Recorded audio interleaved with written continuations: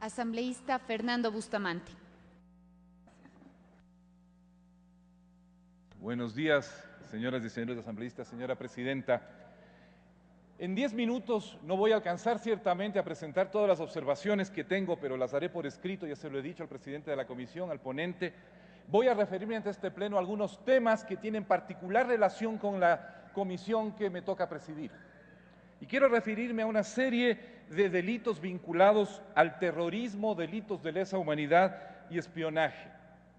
En primer lugar, yo creo que tenemos la oportunidad y debemos aprovechar la oportunidad de las escandalosas revelaciones que se han hecho en la prensa internacional sobre las actividades de espionaje urbi et orbi que ciertos actores internacionales realizan sobre ustedes, sobre mí y sobre todos los seres humanos de este planeta.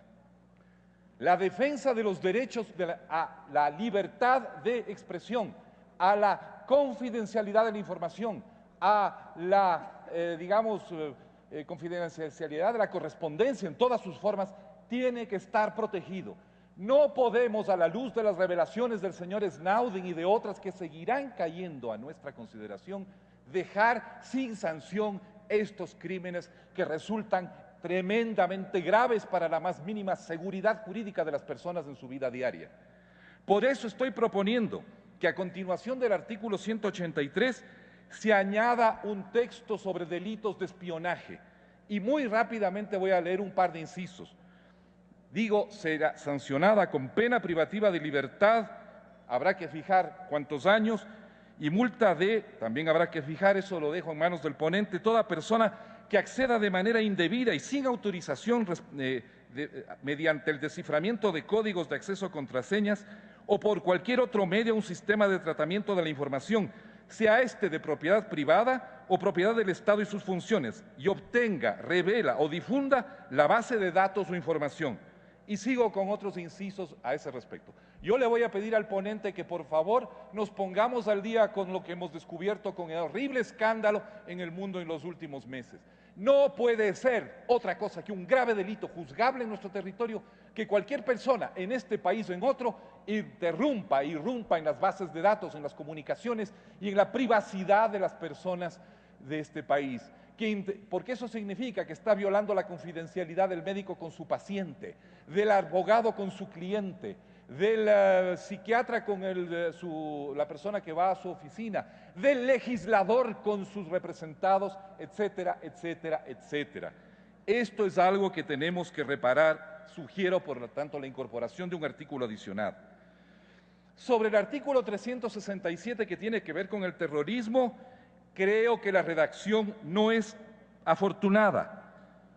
Primero, porque contempla una cantidad de tipos penales que hacen difícil su aplicación y por lo tanto sugiero que se vuelva a la definición que las Naciones Unidas y los tratados internacionales han establecido para este tipo penal.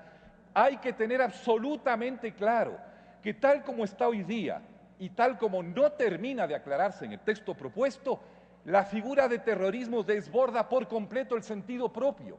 Y quiero leer exactamente cómo debería verse la figura de terrorismo en su sentido propio internacionalmente reconocido. No ciertamente en las políticas de la Agencia de Seguridad de los Estados Unidos, que quisiera que todo acto de protesta o reclamo social sea inmediatamente considerado como terrorismo.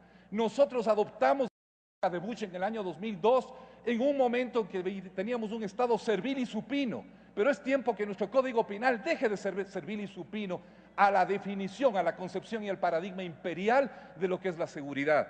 Quiero leer cómo debería ser, en estricto cumplimiento de las normas internacionales del artículo 367. Terrorismo: será sancionada con pena privativa de libertad de 10 a 13 años la persona que individualmente o formando asociaciones armadas o no armadas realice cualquier acto, además de los actos ya especificados en los convenios y convenciones vigentes sobre terrorismo, destinado a causar la muerte o lesiones corporales graves a un civil o a un no combatiente, cuando el propósito de dicho acto, por su naturaleza o contexto, sea intimidar a una población o obligar a un gobierno o a una organización internacionalizar a realizar un acto o abstenerse de hacerlo. Por eso, dañar un edificio público no es terrorismo, hacer un plantón no es terrorismo, incluso lanzar una piedra a un agente del orden no es terrorismo. Son ciertamente delitos o contravenciones, pero la figura correspondiente es otra, porque en nuestro mundo terrorismo se ha convertido algo así como en la cacería universal de las brujas. Es buscar tipificar como terrorismo cualquier cosa para aplicarle la sanción más tremenda y quitarle a la víctima de esta imputación prácticamente todo derecho normal a la defensa, porque un terrorista, ¿quién lo va a defender? ¿No es cierto? O sea, es espantoso, es un ser terrible que apesta a azufre, ¿no es cierto?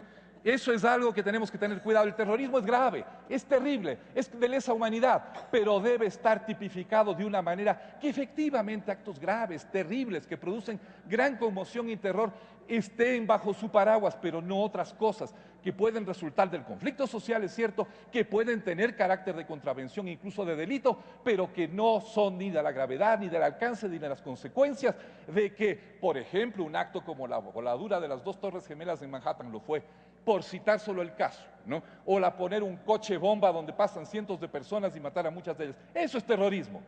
Quisiéramos que eso quede absolutamente claro.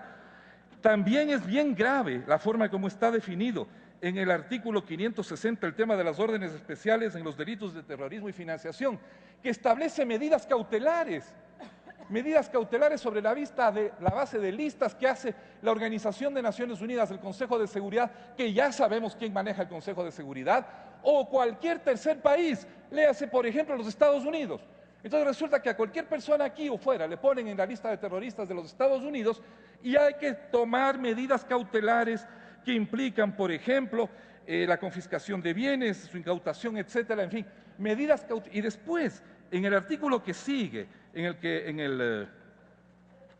me parece que es el 561, ¿no es cierto?, se establece que la persona no se la podrá sacar de la lista de terroristas, ni se le podrán suspender las medidas cautelares si es que las Naciones Unidas, le hace Consejo de Seguridad, o el tercer país que le puso a la persona en la lista, no levanta esa información.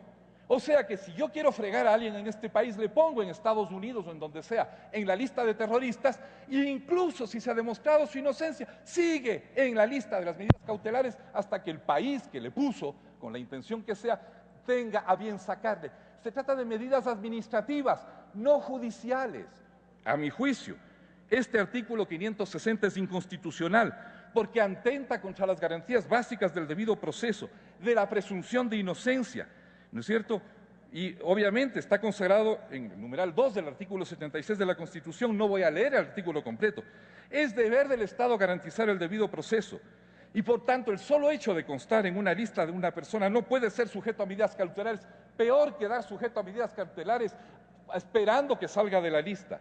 No le demos a terceros países o al bastante criticado Consejo de Seguridad de las Naciones Unidas la facultad de que cualquier ciudadano de este país, los aquí presentes incluidos, es sujeto de graves medidas cautelares contra su persona bajo la presunción de que podría ser terrorista, incluso sin que medie juicio penal en este país por el hecho de serlo. Estas son observaciones que yo quisiera que se tomen en cuenta. Lo estoy enviando esto por escrito de manera taxativa, digamos, con una redacción. Quisiera señalar un problema que también hay aquí. Y me quiero referir a los temas que regulan básicamente artículo 454 sobre el sistema de investigación de la Fiscalía. Creo que no está en este libro, pero quiero señalar que habrá que tener cuidado, por eso no me voy a prolongar, de armonizar lo que dice el Código Penal respecto al sistema de investigación de la infracción con lo que el Código de Entidades de Seguridad Ciudadana va a establecer probablemente cuando termine el debate en este pleno. Hay que tener cuidado que las dos cosas se armonicen.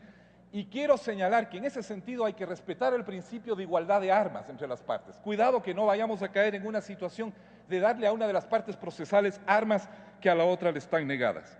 No sé cuánto tiempo me queda, pero quisiera agregar algunas observaciones respecto a un par de artículos más que he anotado.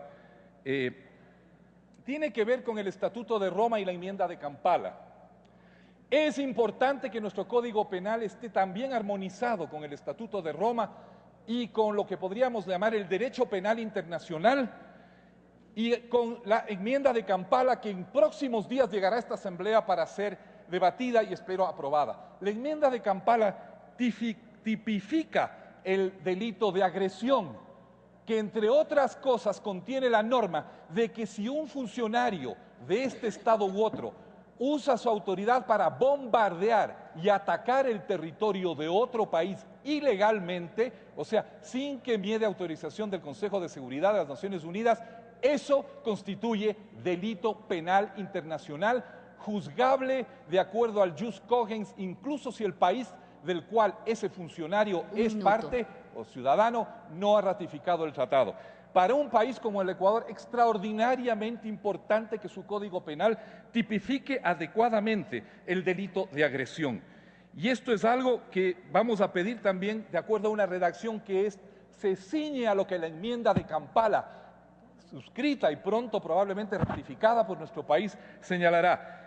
En el caso del artículo 93 de los delitos de lesa humanidad, sugiero armonizar la redacción con la definición que el Estatuto de Roma propone para los delitos de lesa humanidad, ya que se trata de delitos generalizados y sistemáticos que requieren un tratamiento especial.